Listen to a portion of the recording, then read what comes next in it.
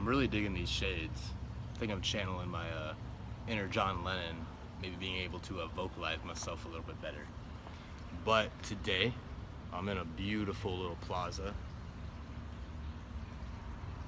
kind of making an on-the-fly video right here, just talking about my takeaways from my very first training journal. And right here, you'll see this is from March of 2015 up until May 31st, 2017. So this is my newer training journal, but I put all my takeaways in the very front of it so that way I can always look and reflect on what I've learned in my training. So let's just get right to it. The very first thing that I listed, and probably one of the most important, is if I want to get better at something, once a week isn't enough. I need to do it twice a week or more. And I relate this to if you were training for your sport, would you practice free throws once a week, or do you practice free throws every day? You know, when you're practicing for tennis, do you practice your serve once a week, or do you practice it 2, 3, 4, maybe 5 times a week? Frequency is always going to supersede volume in my book. You know, some people's training philosophies differ, but that's where I've seen the most success both in my training and with my clients. Second would be do lots of pull-ups. Push-ups are good too. I've fallen in love with body weight movements. They definitely seem to be the yin to the yang of all of the heavy barbell compound movements. They're easier on my joints, and quite frankly, they're just fun to do because I'm good at some of them. So it's nice to find a niche that I'm a little bit more adaptive to than barbell training, because I'm not naturally super strong. But calisthenics have been something I have a little bit of ease getting into.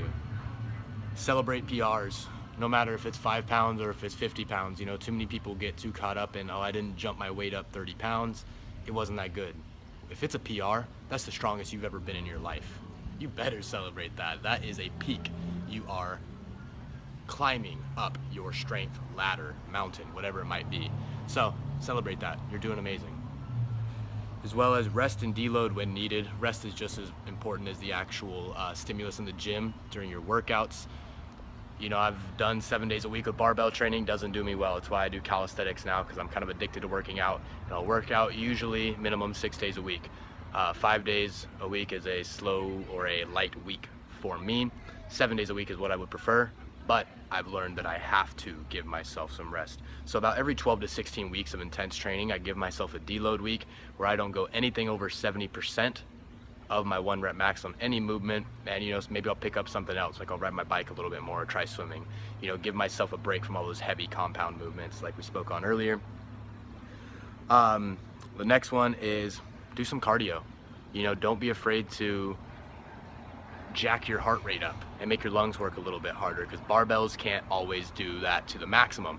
So run, bike, swim, fly if you have wings. If there's a bird watching this, you know, flap those wings.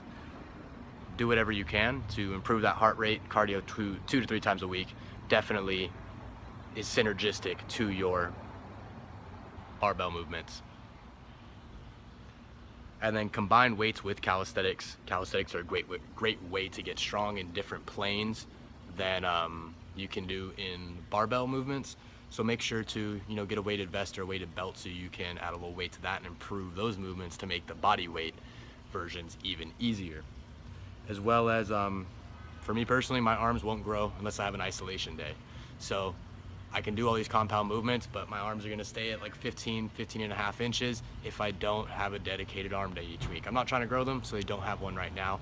But in the past, that's what I've found. It sucks, but it's along that lines of the twice a week aspect. You know, I'll probably do heavy triceps, heavy biceps in my heavy pull and my heavy push day, but they need another day, you know, to accent the training a little bit more and improve upon that.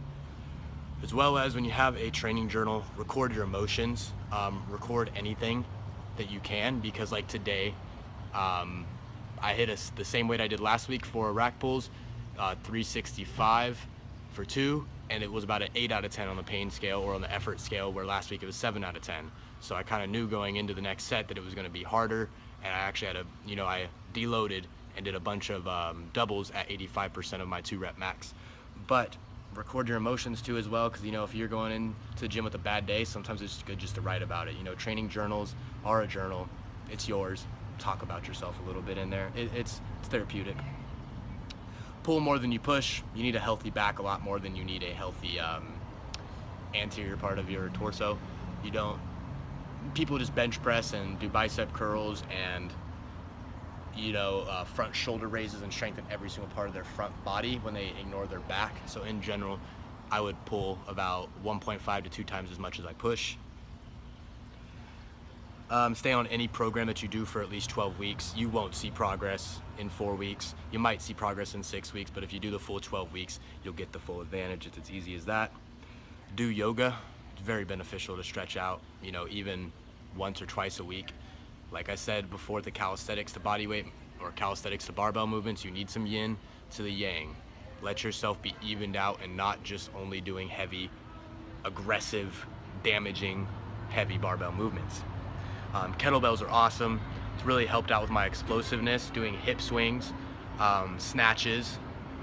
In the middle of my boxing training has actually helped me snap my hips with my throws a lot better. Push-ups will grow my bird chest. So that's a little bit of a personal one. I've always had a small chest, but doing a lot of push-ups and adding frequency into my training has made my chest actually finally grow this year. A bike ride is still a workout. That's a pretty simple one. Just elevate your heart rate and make yourself work.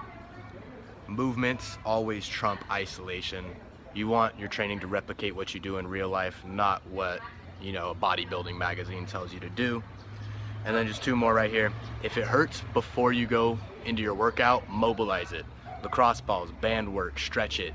Don't go into any movement hurting and feeling not at least 95%. And then don't squat or deadlift heavy 2 days in a row. I've gotten major back pain from this. If I try to break a squat PR one day and then I'll go into heavy deadlifts the next day, all of that, the axial loading from the back squats and then just the downward force of the deadlift just seems to do something wrong to my back. So schedule those out at least 3 to 4 days in between, I would say, preferably. That would be the best way to manage your recovery. And that's it. This is just a short video, get some content out to you guys. I hope this helped. Let me know if you have any questions, as well as comment on any of your takeaways you've made from your training that you think would help someone out as well. Take care.